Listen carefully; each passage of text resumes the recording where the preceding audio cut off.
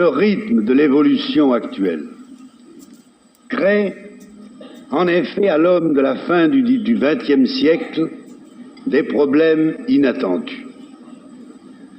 Comme pris de court par les transformations de son milieu, dont il est pourtant directement responsable, il se demande s'il est encore capable de maîtriser les découvertes scientifiques et technologiques dont il attendait le bonheur. Tel apprenti sorcier, ne risque-t-il pas finalement de périr par les forces qu'il a déchaînées? La ville, symbole et centre de toute civilisation humaine, est-elle en train de se détruire elle-même? Il est frappant de constater qu'au moment où s'accumulent et se diffusent de plus en plus les biens dits de consommation, ce sont les biens élémentaires, les plus nécessaires à la vie, comme l'air et comme l'eau, qui commencent à faire défaut. La nature nous apparaît de moins en moins comme la puissance redoutable que l'homme du début de ce siècle s'acharnait encore à maîtriser, mais comme un cadre précieux et fragile qu'il importe de protéger pour que la terre demeure habitable à l'homme.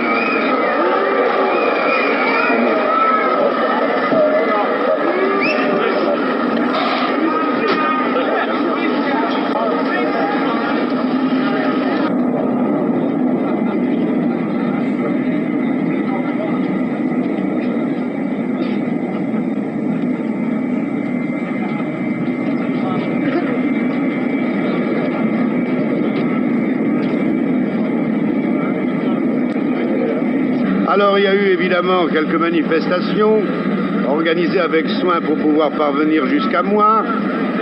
Je pense que ces manifestants mettent une tâche sur le front de l'Amérique et nuisent à leur propre cause.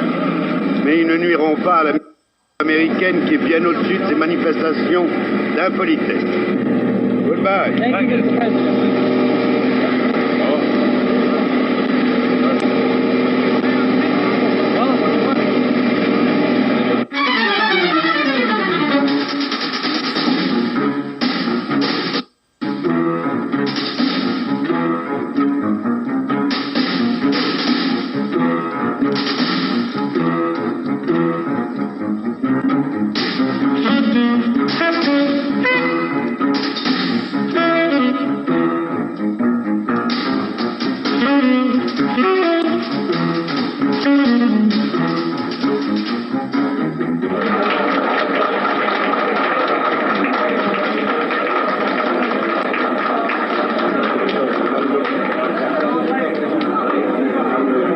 It is my pleasure and privilege to welcome His Excellency the President of France and to tender my respectful greetings and best wishes to him.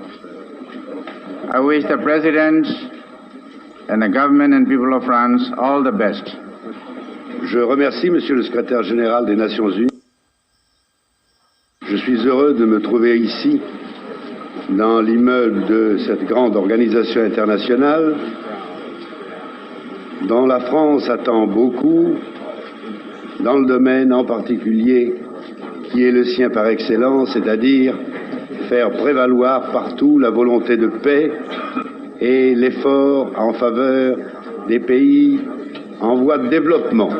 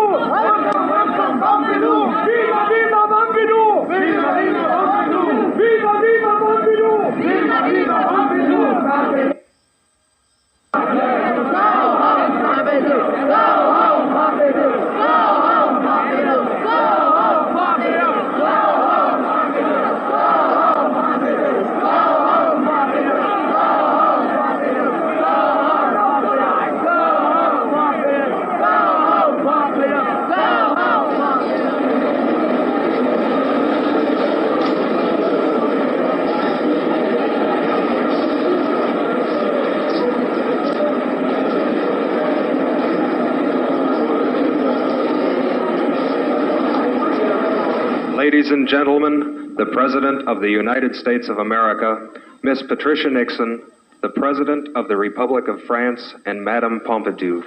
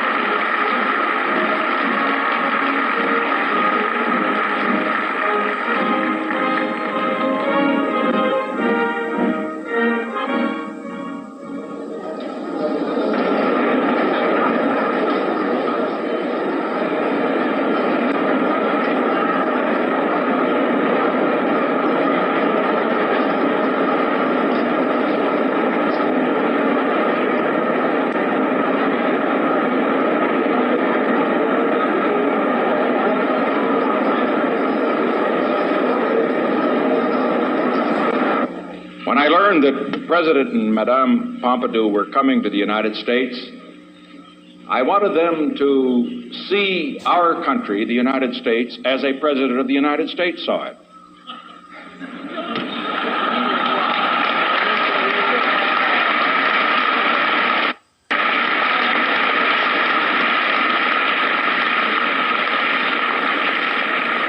And I must say we overdid it a bit, as we usually do.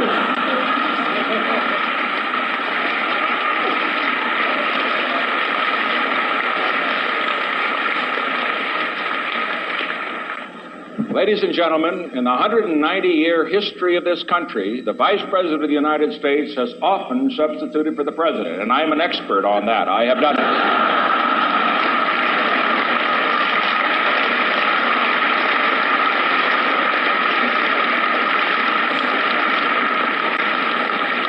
Tonight, here in the Waldorf Astoria, March 2nd, 1970, is the first time States of America that the President has ever substituted for the Vice President of the United States.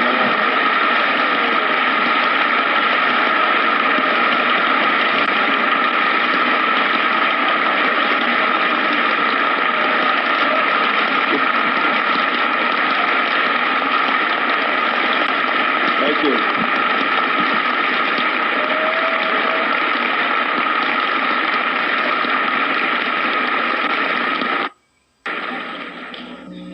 I am proud tonight to say goodbye to the President of France as a personal friend. Ladies and gentlemen, I'm very proud tonight to propose this toast.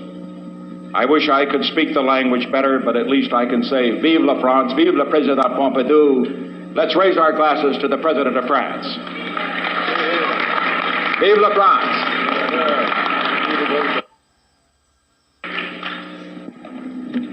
Monsieur le Président des États-Unis, votre présence ici ce soir à ce dîner est pour moi, pour ma femme, pour ceux qui m'accompagnent, pour la France, un très grand honneur et une très grande joie.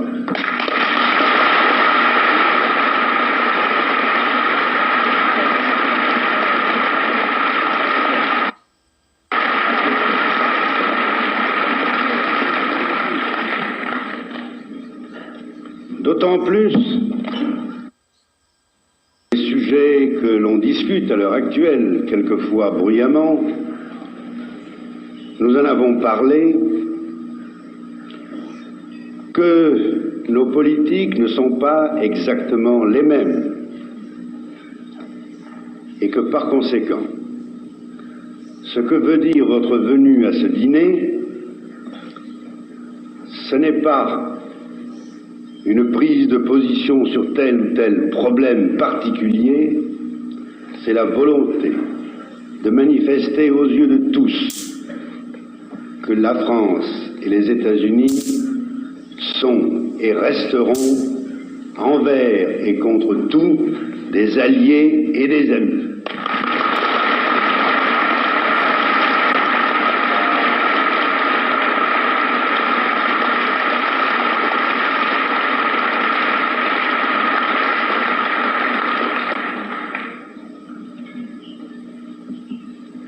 fois, au moment où va s'achever mon séjour dans votre pays, je tiens à vous remercier à nouveau pour toutes les marques de sympathie, d'attention que vous avez multipliées à l'égard de ma femme et de moi-même, et de vous dire aussi que des conversations que nous avons eues, je retire l'impression profonde, non seulement que les États-Unis ont à leur tête un président qui voit loin et qui est ferme dans ses desseins,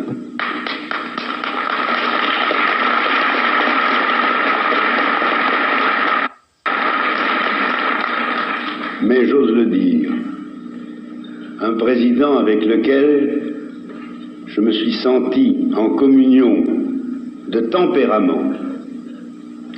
Je veux dire par là que vous et moi, nous avons été l'un avec l'autre francs, directs, à la fois réalistes, précis et animés par le même idéal.